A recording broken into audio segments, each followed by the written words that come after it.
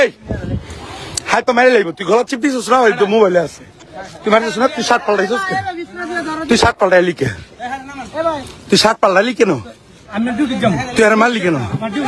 হ্যাঁ ছিল। আচ্ছা ঠিক আছে। এই বেটা হাসপাতাল ল, এ হাসপাতাল ল।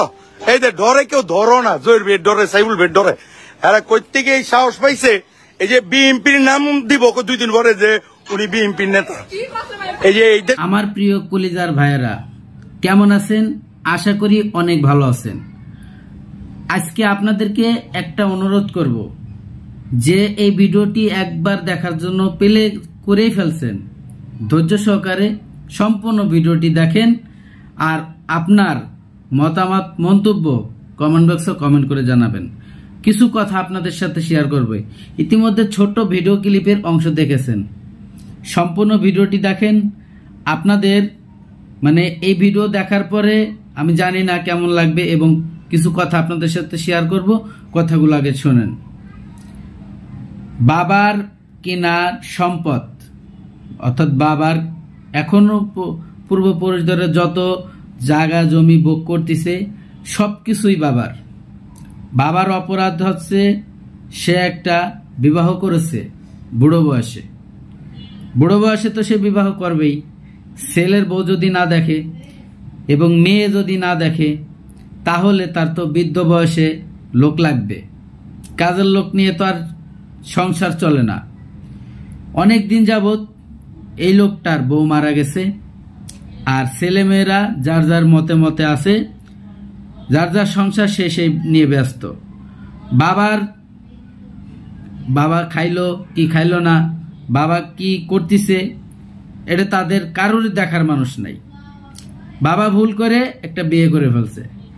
বিয়ে করার পরেই শুরু হয়েছে যত মুসিবত। কেন বলছি মুসিবত?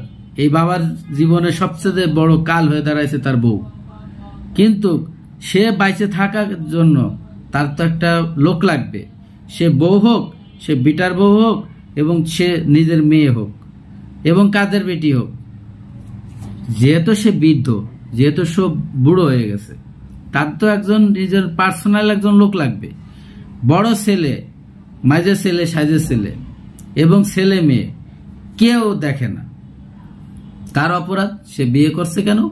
এবং সে একটা বিয়ে করার পরে যে একটা শর্ত দিয়েছিল যে মেয়েটাকে বিয়ে করেছে সে মেয়েটার তো কোনো দোষ না। সেই মেয়েটার কোনো দোষ না, যেহেতু সে বুড়ো এক বেটার সাথে বিয়ে হয়েছে। তখন সে বলছে যে ঠিক আছে, বা বাড়ির যত সম্পদ আছে অর্ধেক তোমার নামে যেটা আছে অর্ধেক আমার নামে দেওয়া লাগবে।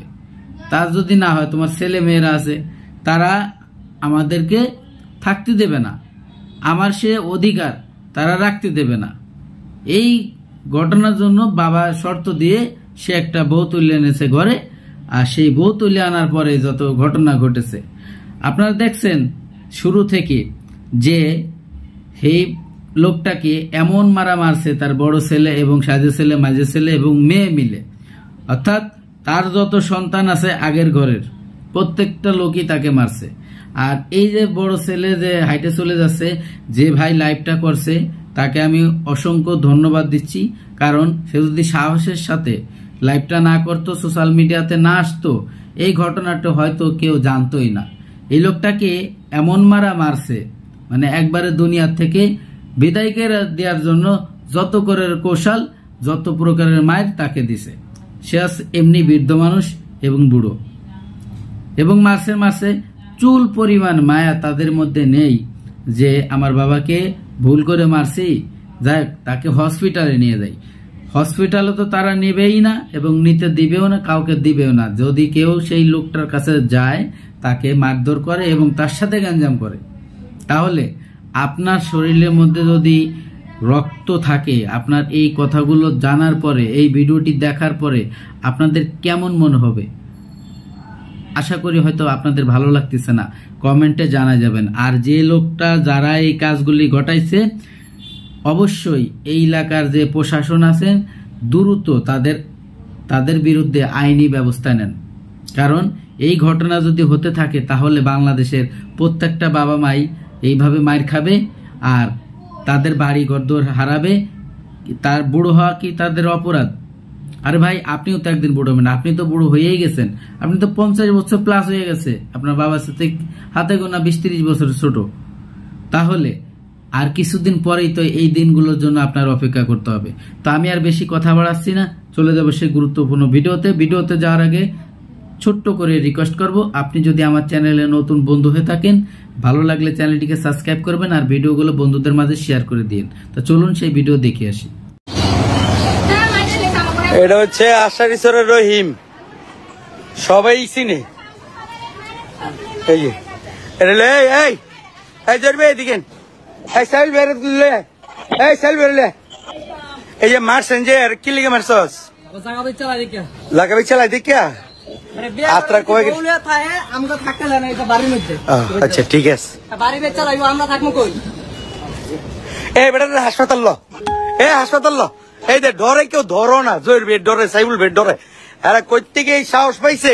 এই যে বিএনপির নাম দিব 2 দিন পরে যে উনি বিএনপির নেতা। এই যে এই দেশ এই যে বেটার মাইল লিখছে, আমরা ধরতে পারি না, আমাদের সাথে ঝগড়া করে। হাসপাতালে নিবেন আপনার ব্যাপারে? এই আপনার ব্যাপারে হাসপাতাল নিবেন?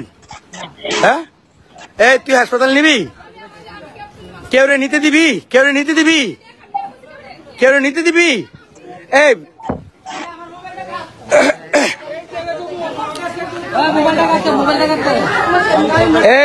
মোবাইলটা পড়ছে, লতিবেন কো দিয়ে দে। আচ্ছা এই বেটা হাসপাতালে নিব কেটা?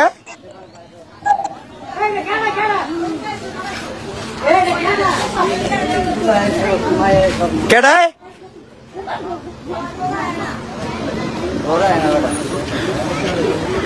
এই বেটাটা মেরে লাইছে জয় রে আর সাইফুলে।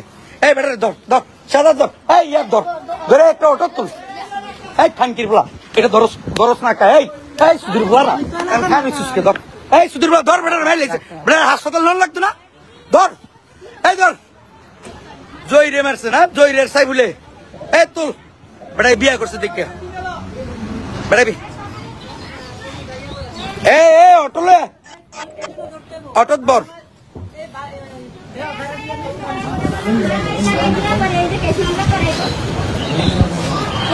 এই ইয়াই সব ইয়াই করে। আমার তো মোবাইল দিয়ে বিল লাইভ করতেছি, থানায় একটা ফোন দেওয়ার লেগে নিয়ে দিতে। কেটাই নিব? মরে এলাকা, মরে এলাকা কেটাই নিব? মরে দেব তো আলকে দে অটোটা লে।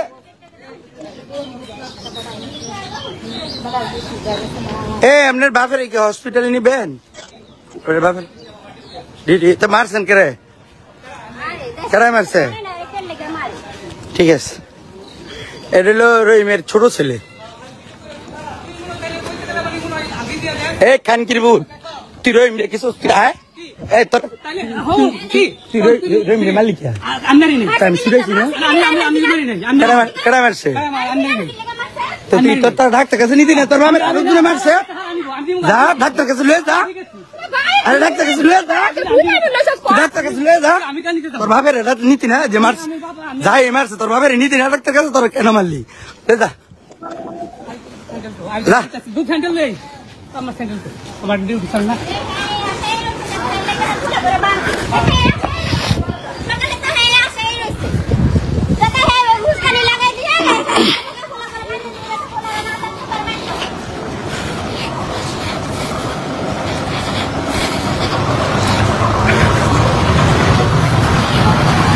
যা তোর বাপের লয়ে যা, যা খানকির বলা রে।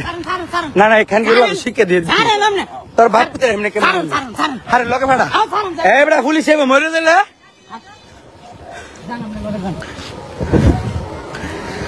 খানকির বুতারা মানুষ রে তোরা। এই কুত্তার জাতারা কেমনে বাপের এমনি মারস? তখন বলা ভাই নিছে এই কুত্তার যাও।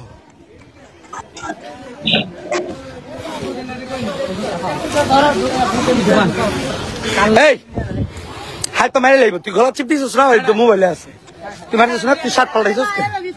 তুই শার্ট পাল্টাইলি কে? তুই শার্ট পাল্টাইলি কেন? তুই আর মারলি কেন? হ্যাঁ এই ছিল এই সুধীর বল ভাই ওনার কথা ভিডিও কাট ভিডিও কেটে দেন ভাই